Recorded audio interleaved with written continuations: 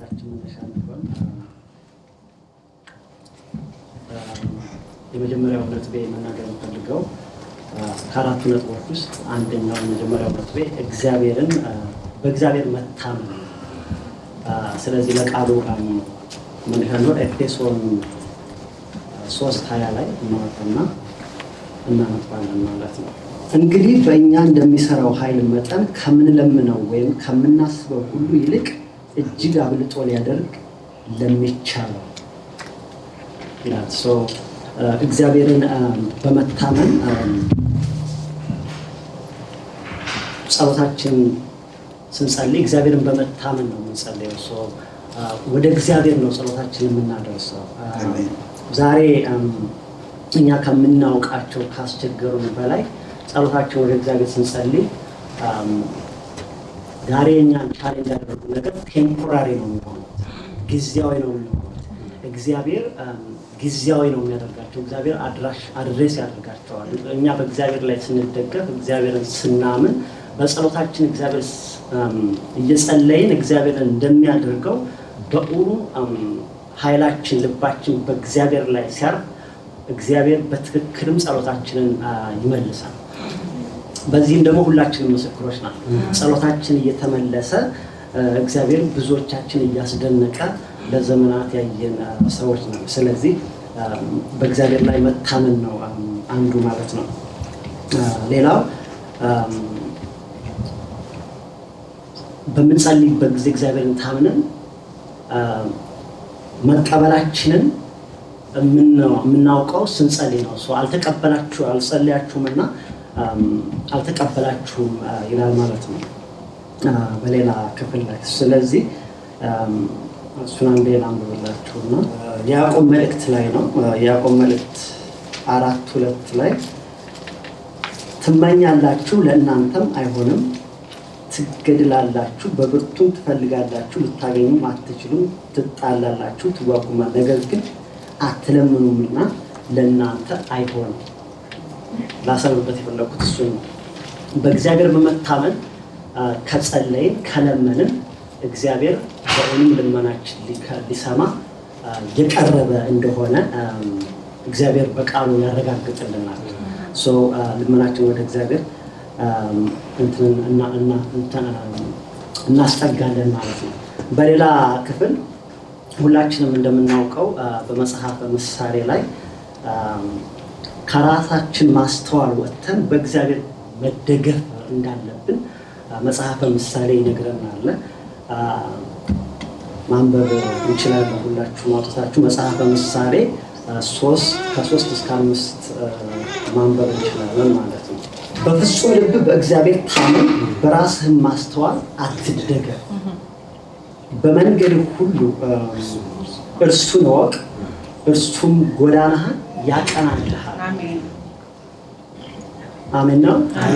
እግዚአብሔር በፍጹም ልባችን ወደ እግዚአብሔር ከተጠጋን፣ ወደ እግዚአብሔር ከነገርን፣ ወደ እግዚአብሔር ጸሎታችን ካሳረግን እግዚአብሔር ሊሰማን በእውንም በቃሉ እግዚአብሔር የታመነ ነው። በራስህ ማስተዋል አትደገፍ።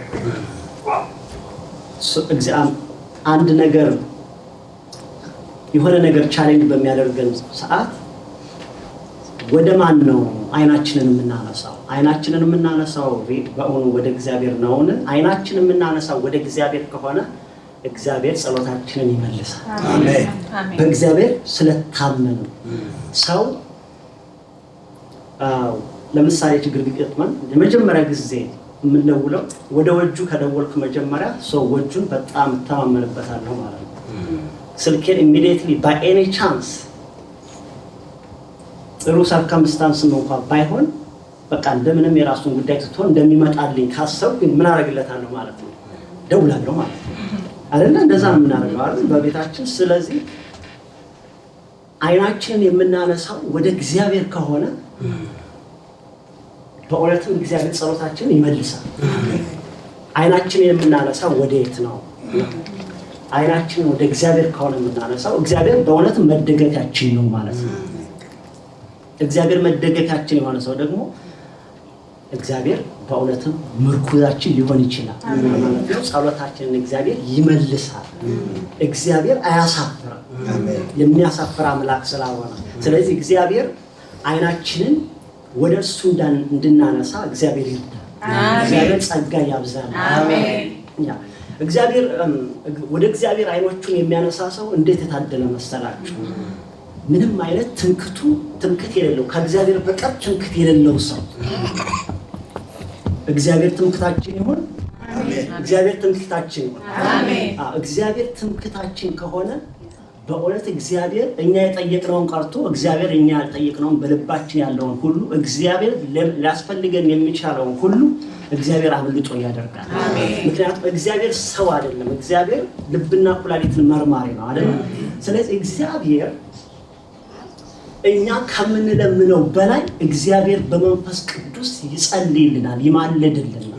ስለዚህ እግዚአብሔር እኛ ከጠየቅነው በላይ በእውኑ ሊያደርግ እግዚአብሔር የታመነ እግዚአብሔር የታመነ ስለሆነ እግዚአብሔር አይናችን ከሱ ላይ ማረጋችን እና እግዚአብሔርን መደገፋችን ነው ዋናው ቁም ነገሩ። ስለዚህ እግዚአብሔር በእውነት እግዚአብሔር እንድንደገፍ ለእያንዳንዳችን ጸጋ ያብዛል። አሜን አሜን። እግዚአብሔርን በመታመን የሚጸልይ ሰው ያልተለመደ ተአምራትን ለማየት ምክንያት ይሆናል። ለምን? እግዚአብሔር ሁሉ ጊዜ ተአምራዊ አምላክ ነው፣ የተአምር አምላክ ነው አይደል? ወደ እግዚአብሔር በመታመን እግዚአብሔርን በቃ ተስፋ ያደረገ ሰው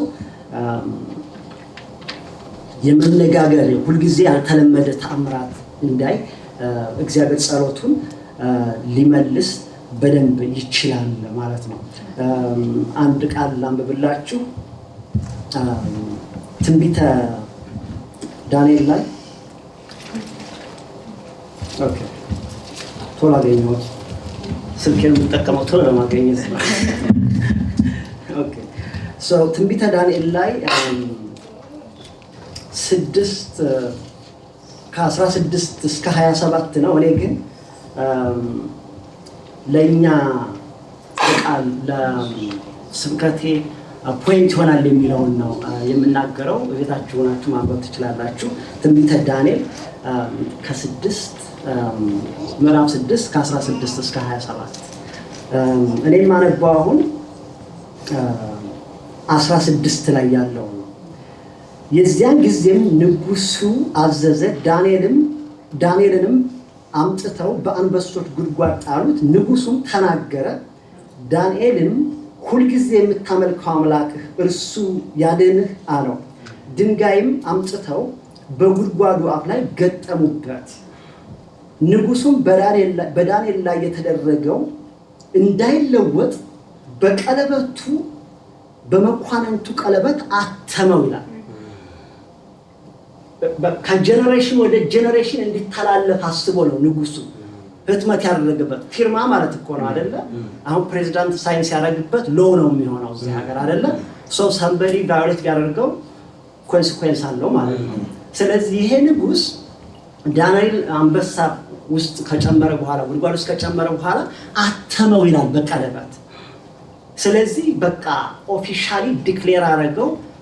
በቃ ሰው ሁሉ እሱ ምናልባት የቱሪስትም ሊሆን ይችላል ወደፊት ጥፋተኞች የወንጀለኞች በዛ መልኩ እንደተቀጡ ለፊውቸር ማስተማሪያ እንዲሆን ማስቦ ሊሆን ይችላል። ንጉሡ አተመው ይላል።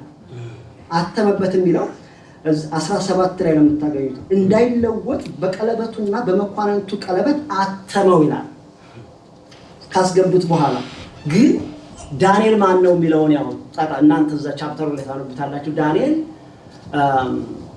በዚህ ንጉሡ የጣዖት አምላክን የሚያመልክ ስለሆነ የማይገዛ እግዚአብሔር አምላኩን ተስፋው የሚያደርግ በእግዚአብሔር የሚታመን ብሞትም እሞታለሁ እንጂ እኔ ጣዖት አይነካካኝም ብሎ በነፍሱ የሚወራረድ ሰው ነው። በነፍሱ የሚወራረድ ሰው ስለሆነ እግዚአብሔር እንዴት እንዳዳነው ወደ ፖይንቱ ልመጣ ስላሰብኩ ነው። ምን ይላል? ከዚያ በኋላ ንጉሡ ይሄን ካደረገ በኋላ ግን እግዚአብሔር ዝም ይላል ብላችሁ ታስባላችሁ አይልማ። አታተምኩ ብሎ እሱ ጨርሶ ዲክሌር አድርጓል። ግን እግዚአብሔር ምንድን ነው ያደረገው? ንጉሱ እንቅልፍ አጣ ይላል። ምግብ መብላት አልቻለም። ሌሊቱ ሁሉ ሳይተኛ አደረ። እግዚአብሔር መጣ። እግዚአብሔር ታገሰው መጣ። ግን እግዚአብሔር ዓላማ ስለነበረው ነው። እግዚአብሔር የወንጌል ታድሶ ማምጣት ስለፈለገ ነው። ዳንኤል እዛ ጉድጓድ ሳይገባም እግዚአብሔር ምን ማድረግ ይችላል? ዳንኤልን ማስመለጥ በትክክል ይችላል። ለእግዚአብሔር የሚሳነው ነገር የለም። እግዚአብሔር ግን ዓላማ አለው። እግዚአብሔር ጨካኝ ነው። አንድን ሰው ይዞ እስከ መጨረሻው። እግዚአብሔር ግን ኔሽንን ነው የሚያየው እግዚአብሔር። ስለዚህ እግዚአብሔር ህዝቡን ኔሽኑን ስላየ እግዚአብሔር የኔ የሚለውን ዳንኤልን ተጠቀመበት ማለት ነው። ስለዚህ ምንድን ነው ያደረገው? እንቅልፍ አጣ። ሰው ምንድን አደረገ? ከዛ በኋላ 18 ላይ ነው ይሄ ያለው። ንጉሱም ወደ ቤቱ ሄደ፣ ሳይበላም አደረ፣ መብልም አላመጡለትም፣ እንቅልፍም ከእርሱ ራቀ ይላል። ከዚያ በኋላ ምንድን ነው ያለው? 20 ላይ ጀምሮ ነው። እግዚአብሔር መጣና ንጉሱ መጣና ሁልጊዜ የምታመልከው አምላክህ ከአንበሶች ያድንህ ዘንድ ችሏልን አለው ማለት ነው። ከዚያ በኋላ ሲለው ምንድነው? ዳንኤልም ንጉሥ ወይ 1000 ዓመት ንገስ፣ በፊቱ ቅንነት ተገኝቶብኛልና በአንተም ፊት ደግሞ ንጉሥ ወይ አልበደለሁምና አምላኬ መልአኩን ልኮ የአንበሶችን አፍ ዘጋ፣ እነርሱም አልጎዱኝም አለው። የዚያን ጊዜ ንጉሱ እጅግ ምን አለው? ምክንያቱም ሰላም አጥቷል፣ ተጸጽቷል። ስለዚህ ያተመው ነገር በቃ ባካረገ ማለት ነው፣ ሪቨርስ ሆነ ማለት ነው። ስለዚህ እግዚአብሔር ከዛ በኋላ የሚናገረው ምንድነው? ንጉሱ ወደ 27 ላይ ሂደን ስናነብ ሰላም ይብዛላችሁ፣ በመንግስቴ ግዛት ሁሉ ያሉ ሰዎች በዳንኤል አምላክ ፊት እንዲፈሩና እንዲንቀጠቀዙ አዝዣለሁ። አዋጅ ቀየረ ማለት ነው። በማህተም ታትሞ የነበረ ነገር እሱ ተቀየረና በሌላ አዋጅ። ስለዚህ እግዚአብሔር የዳንኤል ታማኝ መሆን ከዳንኤል ብቻ አይደለም። ዳንኤልን ማዳን ብቻ ሳይሆን ሌሎች ሰዎች ኔሽኑ በእግዚአብሔር ተሐድሶ መንፈሳዊ ተሐድሶ እንዲመጣ ምክንያት ሆነ ማለት ነው። ለፖይንት ምንድነው? በእግዚአብሔር ከታመንን ጸሎታችን ከኛ አልፎ ምናልባት ሌሎችን ኔሽንን ሴቭ ሊያደርግ ይችላል። ለሌሎች መፍትሄ ሊሆን ይችላል። ሌሎችን በእኛ ምክንያት ሊድኑ ይችላሉ። ምክንያቱም እግዚአብሔር እንዴት እንደሚሰራ የሚያውቅ የለም። እግዚአብሔር እንዴት እንደሚሰራ የሚያውቅ የለም። ስለዚህ ንጉሱ በእውነት አዲስ አዋጅ ሰላም ደስ ይለኛል። እዚህ ጋር ሰላም ይብዛላችሁ በመንግስቴ ሁሉ ግዛት ሁሉ ያሉ ሰዎች በዳንኤል አምላክ ፊት እንዲፈሩ እንዲቀጠቀጡ አዝዣለሁ። ስለዚህ በጣም ነው ደስ የሚለውና እግዚአብሔር በእግዚአብሔር ላይ መታመን ምን ያደርጋል ማለት ነው? ያልተለመደ ተአምራትን ያደርጋል። እንደ አይነት ያልተለመደ ነው። በተለይ አንበሳ እንኳን ጉድጓድ ተዘግቶለት ቀርቶ እንዴት ነው ወረድ ብላችሁ ስታነቡ ከዛ በኋላ ሌሎቹ እንደጨመሯቸው ገና ከበሩ ላይ እንደደረሱ አንበሶቹ ምን እያነሱ እንደበሏቸው ተመሳሳይ አንበሶች ናቸው። አንበሶች አልተቀየሩም ማለት ነው። እንደበሏቸውና ዳንኤል ላይ ግን አፋቸው እንደተዘጋ ነው የሚናገረው። ስለዚህ እግዚአብሔር እኛ በሱ ላይ ከተደገፍን ጸሎታችን ከኛ ቀርቶ ለሌሎች መፍትሄ ሊሆን ይችላል። እግዚአብሔር የሚያመጣው መፍትሄ ከኛ ባሻገር ሊሆን ይችላል። ከኛ ባሻገር ሊሆን ይችላል። አይደለም እንዴ? ከኛ ባሻገር ሊሆን ይችላል። ስለዚህ ከሱ አንፃር እግዚአብሔር ላይ መታመን እንዳለብን ነው። ስለዚህ ምንድነው ከጎናችሁ ያለውን ሰው አንተ እግዚአብሔርን ታመን እንጂ እግዚአብሔር በመደነቅ እጅህን ባፍህ ላይ ያስጭናል ማለት ነው።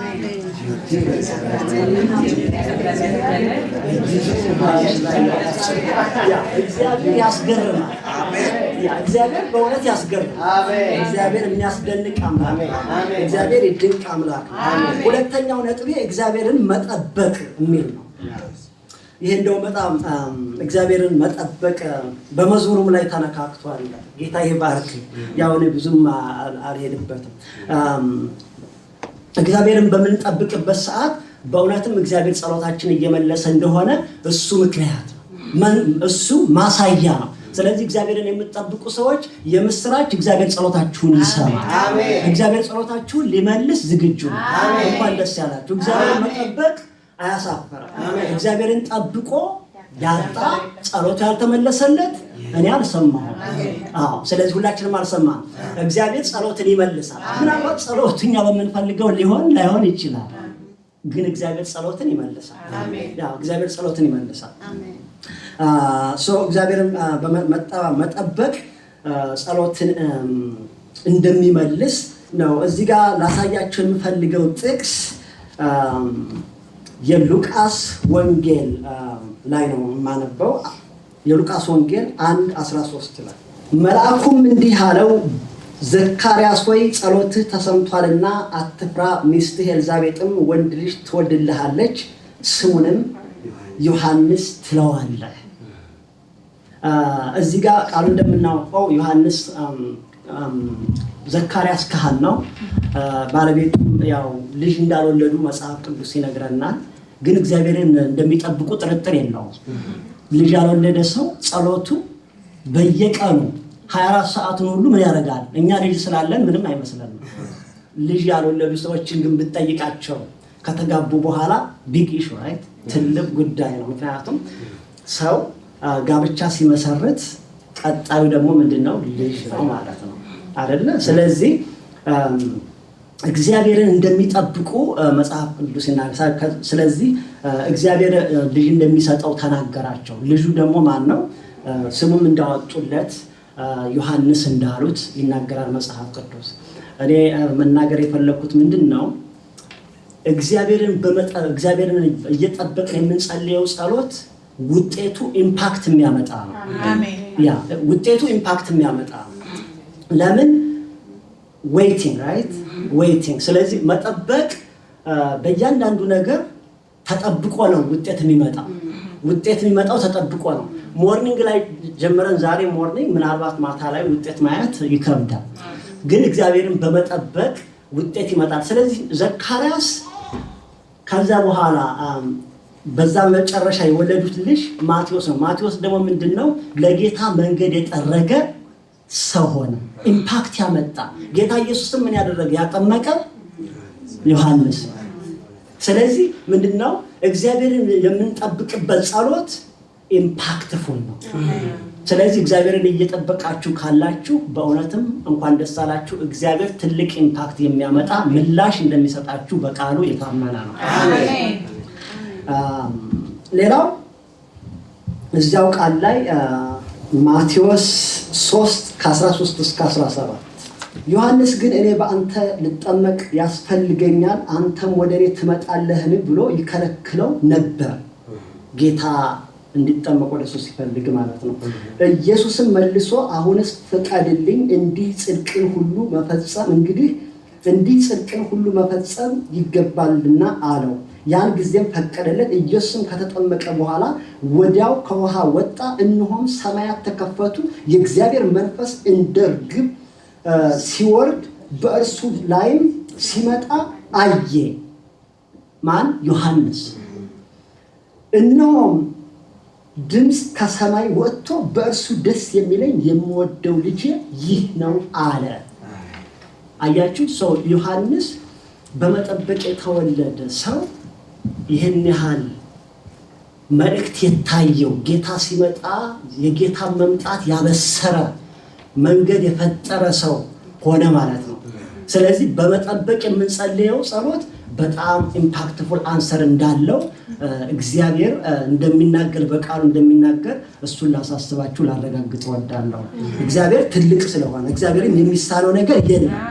ስለዚህ ወደ ሌላው ነጥብ ከመሄድ በፊት እግዚአብሔርን በጸሎት እየጠበቅከው ከሆነ እንኳን ደስ አለህ። እግዚአብሔር አነጋጋሪ መልስ አለው። በርካቶናችሁ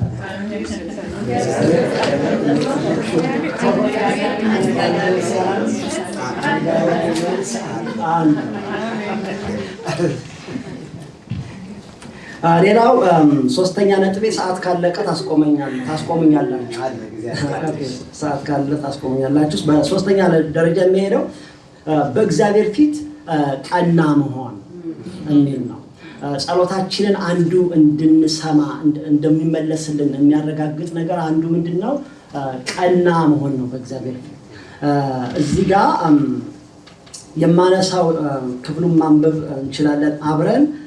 ኦሪት ዘጸአት ላይ ነው እዚህ ጋር ሞር ያተኮርኩት። አንድ ጥቅስ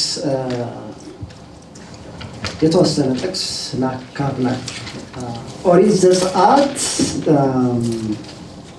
3:11 ላይ ነው ሙሴም እግዚአብሔርን ወደ ፈርዖን የሚሄድ የእስራኤልን ልጆች ከግብፅ የማወጣ እኔ ማን ነኝ አለው። በአጠቃላይ ግን አጠር አድርጌ እንደመግቢያ ብነግራችሁ እግዚአብሔር ሙሴን ግብፃውያንን ከፈርዖን ጫና ለማላቀቅ የተጠቀመበት ሰው እንደሆነ ሁላችንም እናውቃለን፣ መጽሐፍ ቅዱስ ስለሚነግረን ማለት ነው። እና ምንድነው መጽሐፍ ቅዱስ ሙሴን ምን ይለዋል? ሙሴ በምድር ላይ ቀና ሰው ነበር።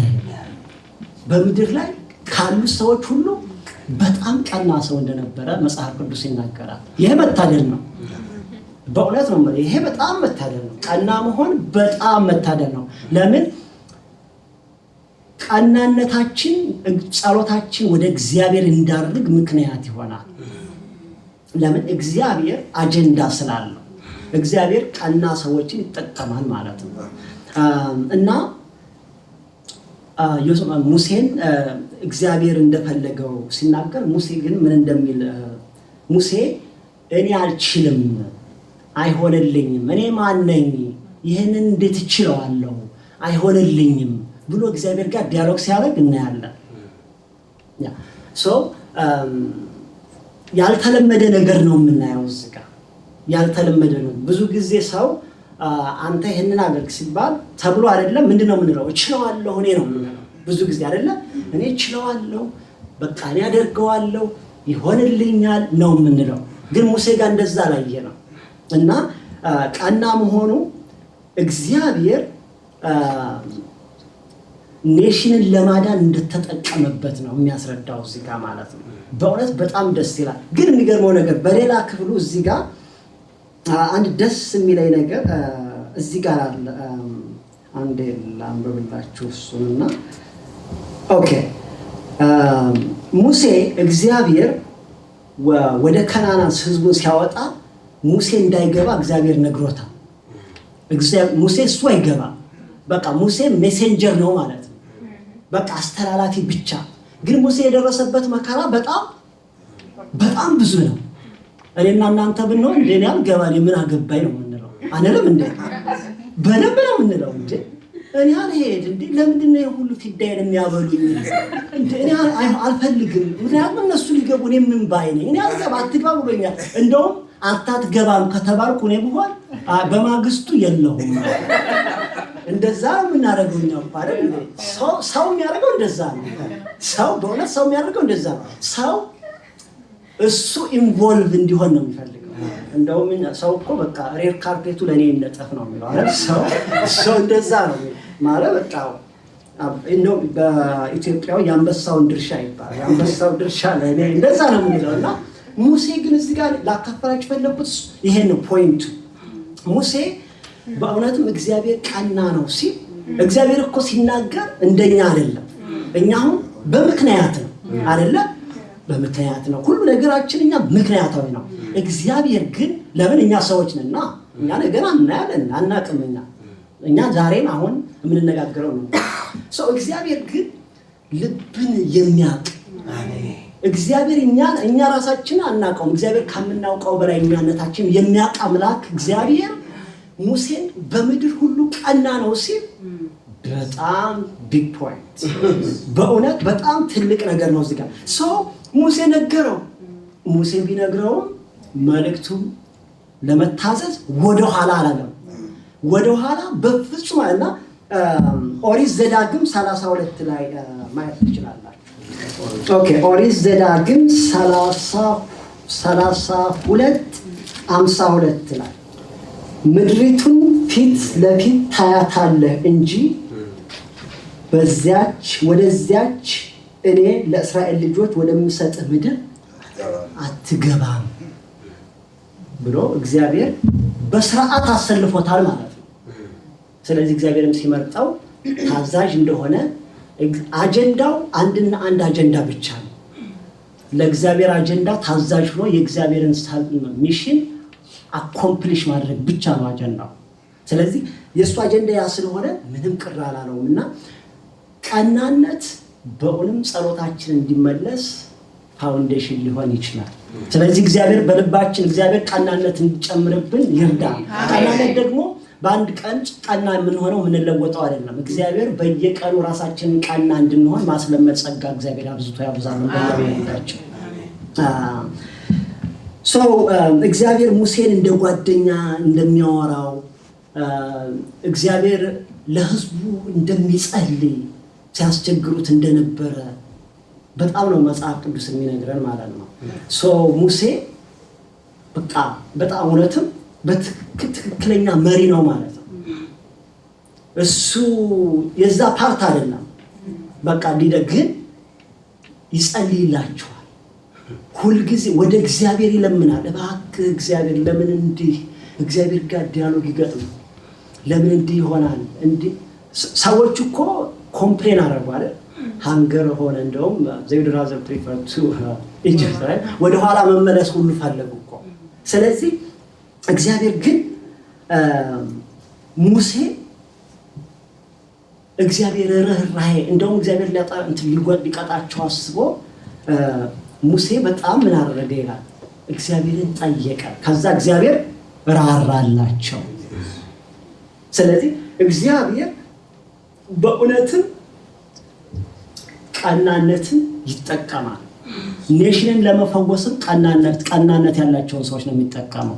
እግዚአብሔር በእውነትም እርዳታ የሚያስፈልጋቸው ሰዎች እግዚአብሔር ሊጎበኛቸው ሲፈልግ በእውነትም ቀናነት ያላቸው ሰዎች ነው የሚጠቀመው። ስለዚህ ለኔና ለእናንተ በእውነት እግዚአብሔር በየቀኑ ራሳችንን በቀናነት እንድናስለምድና ቀናነት እንዲበዛልን ጸጋ እግዚአብሔር እንዲበዛልን እግዚአብሔር በኢየሱስ ስም ይርዳል። አሜን። ይሄ ነውና እግዚአብሔር ቀና ለመሆን በየጊዜው የምናደርገው ነገር ይሄ መሆን አለበት ማለት ነው። ሌላው ያው እዚህ ጋር ሁሉንም ብየዋለሁ። ስለዚህ ቀናነት ይኖርህ እንጂ እግዚአብሔር ለሌሎች መፍትሄ ሊያደርግህ የታመነ ነው። ወይ ቀናነት ይኖረን እንጂ እግዚአብሔር ለሌሎች መፍትሄ ሊያደርገን የታመነ ነው። ሌላው በመጨረሻ አራተኛው ነጥቤ ድልን ማወጅ ነው። ጸሎታችን እንዲሰማ ከሚያደርጉ ነገሮች አንዱ ድልን ማወጅ ነው። ምንድነው ይሄ? በየቀኑ ድልን ማወጅ ዲክሌር ማድረግ አለበት። መጽሐፍ ቅዱስ ላይ ልውሰድና አንድ ጥቅስ ላንብብ። ከቻልኩም ወደ ሁለተኛ ነባለሁ። ሰዓት ካለ ኤጌን ሳይናሳይ መዝሙረ ዳዊት 23:5 ላይ በፊቴ ገበታን አዘጋጀህልኝ፣ በጠላቶቼ ፊት ለፊት ራሴን በዘይት ቀባህ፣ ጽዋዬም የተረፈ ነው። ዳዊት ነው። ሁላችንም እንደምናውቀው በዘይት ራሴን ቀባህ ሲል ምን ማለት ነው? ያው ዘይት ብዙ ምልክት አለው። አንዱ የሞገስ ምልክት ነው፣ የቅባት ምልክት ነው። ዘይት ሲደረግበት ሰው ያው ቅባት የሞገስነት የጸጋ ምልክት ነው። ይሄ ሊትራል ሚኒንጉ ደግሞ ዘይት ምንድነው? ያሞለጨልጫል አይደለ? ጠላቶች አላገኙኝም በዘይት ቀባ ሲለው ከጠላቶቼ ሰወርከኝም ነው። ሞገስም ሰጠኸኝ፣ ጠላቶችም ደግሞ እንዲጨበጥ እድል አላገኙም አንተ በዘይት ራሴን ስለቀባህ ማለትና እግዚአብሔር ሞገስ እንደሰጠው እግዚአብሔር ከጠላቶቹ እንደሰወረው ዲክሌር ሲያደርግ ነው። ስለዚህ መጽሐፍ ቅዱስ ዲክሌር እንድናደርግ በደንብ ይነግረናል። ምንድነው? በየቀኑ ለምንጸልየው ጸሎት እኛ ፕሮፌታይዝ ማድረግ መቻል አለብን። እግዚአብሔር ይሰማል። በየቀኑ መንገር አለብን። ምክንያቱም ዩኒቨርሱ የእግዚአብሔር ነው። እግዚአብሔር በዙፋኑ ላይ ነው። እግዚአብሔር እኛ ጸሎት እኮ እኛ ልባችን ያለበት ነው አይደለ? እንዲሆንልን የምንፈልገው ነገር ማለት ነው።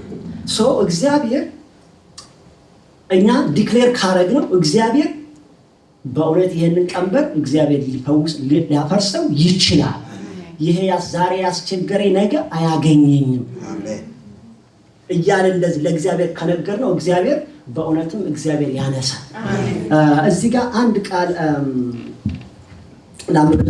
ማንብላችሁ መጽሐፈ ዜና መዋዕል ቀዳማዊ ላይ ምዕራፍ 14 ቁጥር 11 ወደ በአልጰራሲም ወጡ፣ በዚያም ዳዊት መታቸው። ዳዊትም ውሃ እንዲያፈርስ እግዚአብሔር ጠላቶችን በእጄ አፈረሳቸው አለ። ስለዚህም የዚያን ስፍራ ስም በአልጰራሲም ብለው ጠሩት ይላል። ምንድነው እዚህ ጋር የተጠቀሙበት ቃል? እግዚአብሔር ጠላቶቹን ወንዝ ውሃን እንደሚያፈርስ ነው የሚለው። ለምሳሌ እንደ ምሳሌ እዚህ ጋር መጠቀም ፈልገን፣ ለምሳሌ እዚህ ሀገር የፍለዲንግ ምናምን ካለ ኢቫኩዌሽን የሚደረገው አይደል? ገቨርንመንት መንግስታት ኢቫኩዌት ያደርጋሉ ህዝቡ ከዛ ኤሪያ ቢኮዝ ጠራርጎ ምን ስለሚል ይወስዳል ጠራርጎ። ስለዚህ የእግዚአብሔር ኃይል ሲመጣ በህይወታችን በጸሎታችን የእግዚአብሔር ኃይል ሲመጣ ዛሬ ያስቸገረን ነገር ነገ አናየው፣ ፎሬቨር አናየው። እግዚአብሔር ጠራርጎ ነው የሚወስደው። እግዚአብሔር ጠራርጎ ይወስዳል። እግዚአብሔር ያስቸገረንን ቻሌንጅ ያደረገልን እግዚአብሔር ልባችን ያቆሰለው የምንጸልይበት ጠዋት ማታ የጸሎታችን ርዕስ ከሆነ እግዚአብሔር በእውነትም እኛ እግዚአብሔር ጸሎታችንን እግዚአብሔር ዲክሌር ካደረግን እግዚአብሔር ለዘላለም ላናየው ጠራርጎ ይወስደዋል። በቃሉ ስለምና እግዚአብሔር ውሃ እንደሚያፈራርስ አፈራረሰ። ውሃ ሲያፈርስ እንዴት ነው የሚያደርገው? ይዞ ነው የሚሄደው። ውሃ ቦክስ አይገጥምም፣ ማለት ይዞ ነው የሚሄደው። ይዞ ከሄደ ደግሞ ምን ያደርጋል ማለት ነው? አቅጣጫ ሪሎኬት ያደርጋል። እዚህ ጋር አሁን የሆነ ጉቶ ካለ ይዞት ሄድ ነገር የተለብንን አናገኘውም፣ ቢኮዝ ሪሎኬት ሆኗል። ስለዚህ እግዚአብሔር ቻሌንጅን እግዚአብሔር የኛ እንቅፋት የሆነ ነገር እግዚአብሔር እኛን ሸክም የሆነብን ነገር ካለ በእውነት እግዚአብሔር ይዞት ይሄዳል፣ ጠራርጎ ያነሳዋል። እግዚአብሔር ይሄንን የሚያደርግ ተአማኝ ጌታ ነውና ይሄ ነው እዚህ ጋር ላካፍላችሁ የምፈልገው መልእክት ይሄ ነው። ዛሬ የሚያስቸግረን ነገር በእውነት እግዚአብሔር ዳግመኛ ላናየው ጠራርጎ ሊያነሳው የታመነ ያ እግዚአብሔር ቸር ስለሆነ ማለት ነው።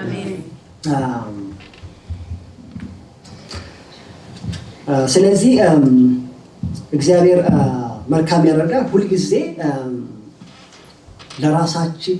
በራሳችን ለእግዚአብሔር መንገር አለብን።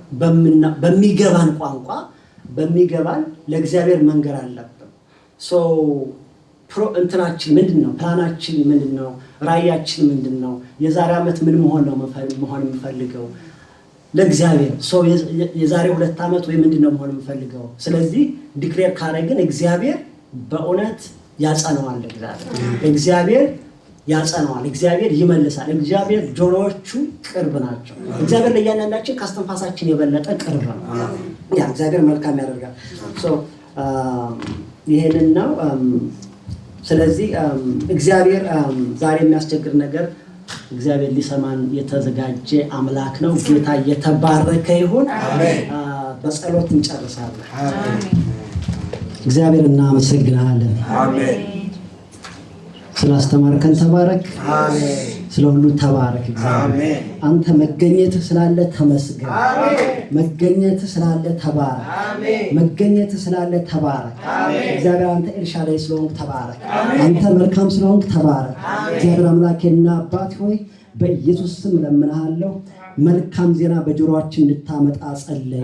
እግዚአብሔር አምላኬና አባቴ አንተ መልካም ዜና ስለምታሰማ እግዚአብሔር አምላኬና አባቴ በኢየሱስ ክርስቶስ ስም ጆሮቻችን መልካም ዜና እንዲሰሙ ጸሎቶቻችን የጸለይናቸው ጸሎቶች በጌታ በኢየሱስ ክርስቶስ ስም ተመልሰው መልካም ዜና የምንሰማባቸው ጊዜ ዛሬ አሁን እንዲሆን በኢየሱስ ስም ጸልያለሁ። እግዚአብሔር አንተ የታመንክ አምላክ ስለሆንክ አንተ የቻልክ ስለሆንክ እግዚአብሔር ቃል ስለሚናገር አንተ ስለምትሰማ አንተ እግዚአብሔር የማትሰለች የማትደክም ሁሉ በቁጥጥር ስር የሆነ እግዚአብሔር አንተ ፎርሙላ የሌለ ነገሮችን እንዴት እንደምትሰራ ማንም የሚያውቅ እንደሌለ እግዚአብሔር አንተ ነገሮችን በተአምራት እንድትቀይር በኢየሱስ ስም ጸልያለሁ። እግዚአብሔር ነገሮችን በተአምራት እንድትቀይር ጸልያለሁ። እግዚአብሔር አምላኬና አባት ሆይ ነገሮች በተአምራት እንዲለቀቁ እግዚአብሔር ቤተክርስቲያን እንድታድግ እግዚአብሔር አምላኬና አባት ለእያንዳንዳችን ጸሎታችን መልስ እንዲለቀቅ እግዚአብሔር የጸለይናቸው ጸሎቶች ምንጭ ተሰሙ። እግዚአብሔር ለካ ጸሎቴን እንዲህ ይመልሳል ብለን እግዚአብሔር በመገረም እጃችንን አፋችን ላይ የምታስጭንበት ዘመን በኢየሱስ ስም ለእያንዳንዳችን ይሁን። በጌታ በኢየሱስ ስም ለእያንዳንዳችን ይሁን። እግዚአብሔር አንተን የሚጠብቁ ሰዎች በኢየሱስ ክርስቶስ ስም የአንተ የቀጠሯቸው የጸሎታቸው መልስ የሚያገኝበት የቀጠሮ ጊዜያቸው በኢየሱስ ስም ዛሬ እንዲሆን ጸልያለሁ። ዛሬ እንዲሆን ጸልያለሁ። እግዚአብሔርን የሚጠብቁ ብዙዎች እንዳሉ ይታወቃል።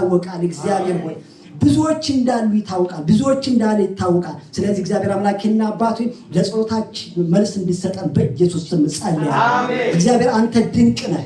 አንተ መልካም ነህ። ከመልካምነት የተነሳ እግዚአብሔር አምላኬና አባቴ የጠበቅናቸው ጸሎቶች ካሉ እግዚአብሔር ሁልጊዜ የምንጠብቃቸው ጸሎቶች ካሉ ልባችን ያለበት እግዚአብሔር ሸክማችን የከበደበት በኢየሱስ ክርስቶስ ስም ሸክማችን እንድታሳርፍ እግዚአብሔር አምላኬና አባቴ ሸክም ቀንበር የበዛብን ካለን በማወቅም ባለማወቅም ቀንበር የበዛብን ካለን በኢየሱስ ስም ቀንበር ከላያችን ላይ እንዲወገድ ጸልይ። በጌታ በኢየሱስ ስም ቀንበር ከላያችን ላይ የተወጋ እንዲሆን ጸልይ። ቀንበር ከላያችን የተንከባለለ እንዲሆን ጸልይ።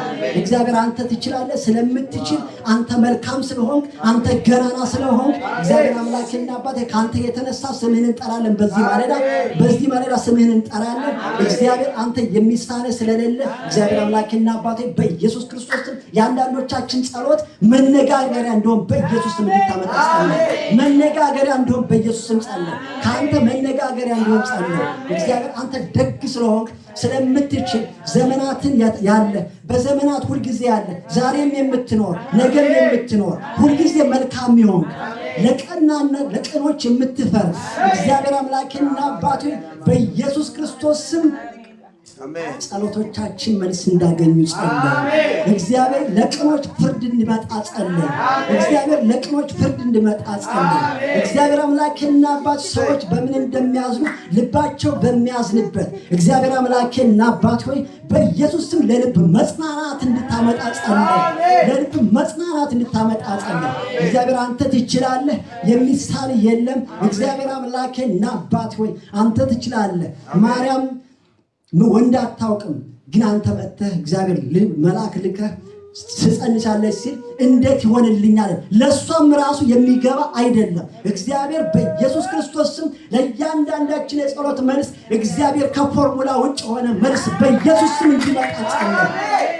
ከፎርሙላ ውጭ እኔና እናንተ በአእምሯችን ከምናውቀው ውጭ የሆነ መልስ በኢየሱስ ስም ለቤተ ክርስቲያን ይምጣ።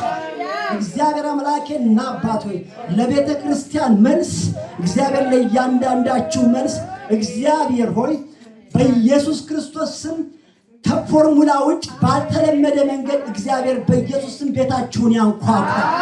በኢየሱስ ስም ባልተለመደ መንገድ ቤታችሁን ያንኳኳ። በጌታ በኢየሱስ ስም እግዚአብሔር የምስራች የምትተምኑበት ቀን ዛሬ ይሁን። እግዚአብሔር መልካም ስለምታደርግ እናመሰግናለን። ስለቻልክ ተባረክ። በቃል ስለረዳህን በመንፈስ ስላስተማርከን እናመሰግናለን። ከፍ በል፣ ክብሩን ሁሉ አንተ ውሰድ። እናመሰግናለን። ስለረዳህን ተባረክ። በኢየሱስ ስም አሜን።